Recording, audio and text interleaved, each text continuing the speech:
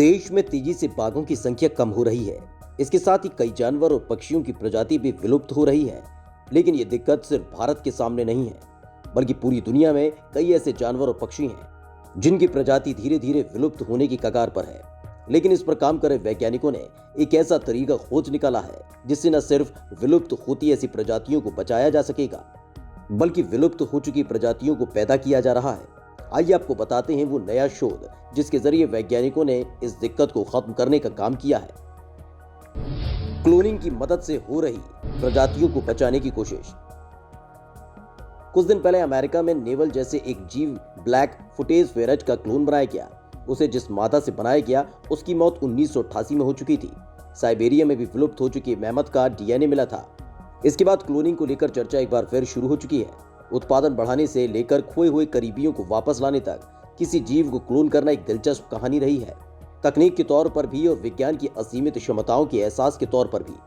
लेकिन इस प्रणाली को लेकर कई सवाल भी खड़े हो रहे हैं, जिनका जवाब अमेरिका के जॉन्स हॉपकिंस यूनिवर्सिटी के ब्लूमबर्ग स्कूल ऑफ हेल्थ के एडवांस बेस्ट टेक्नोलॉजी के हेड और centre for alternatives to animal testing के डायरेक्टर प्रोफेसर थॉमस हर्टुंग ने दिया, जिसमें फेरज के क्लोन करने से विलुप्त प्राय जीवों और विलुप्त जीवों की आबादी फिर से बढ़ाने की उम्मीद पर सवालिया निशान लग रहा था।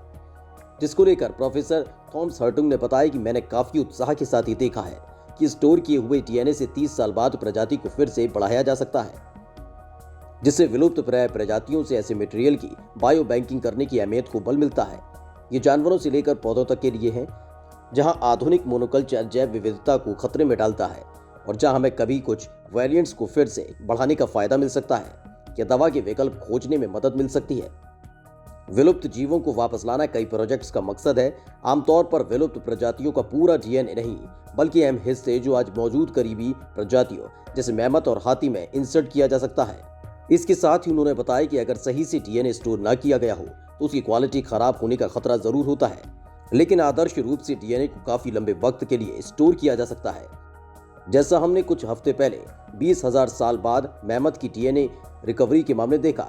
दिक्कत यह कि अगर सही से स्टोर न किया गया हो तो डीएनए टूटने लगता है। मेमथ डीएनए को सीधे मेमथ क्लोन करने के लिए इस्तेमाल नहीं किया जा सकता। वही प्रजातियां वक्त के साथ बदल रही हैं, लेकिन यहाँ हम दसियों सैकड़ों साल की बात कर रहे हैं, जब ढलने की नौबत आने लगे। विलुप्त प्रजातियों को वापस लाने के लिए कुछ जानवरों की आबादी बढ़ाने में छोटा जीन पूल जरूर एक परेशानी का वजह है।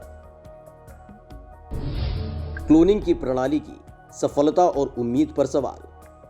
दरअसल एक ऐसा सवाल है जो क्लोनिंग की पहली सफलता के साथ ही उठ खड़ा हुआ था, जिसको लेकर प्रोफेसर थॉमस हर्टुंग का कहना है कि सबसे पहले साइंस फिक्शन लिखने वाले लेखकों को प्रेरित करने के बाद से इंसानों की क्लोनिंग पर दशकों से बहस चल रही है।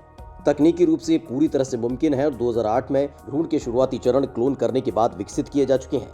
रिसर्चर्स ने उन्हें किसी महिला में ट्रांसफर नहीं किया, लेकिन संभावना है कि ये सफल हो जाए।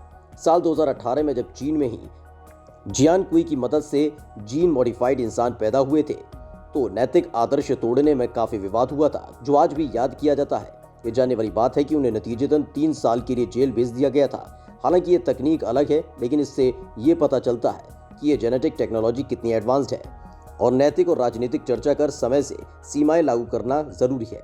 वहीं डीएनए की सीमित क्वालिटी या प्रक्रिया के असर के तौर पर संभावनाएं विकृति होना जरूर एक मुद्दा है। कई लोगों को याद होगी डॉली भेड़, जो क्लोन की जाने वाली पहली स्तनपायी जीव थी।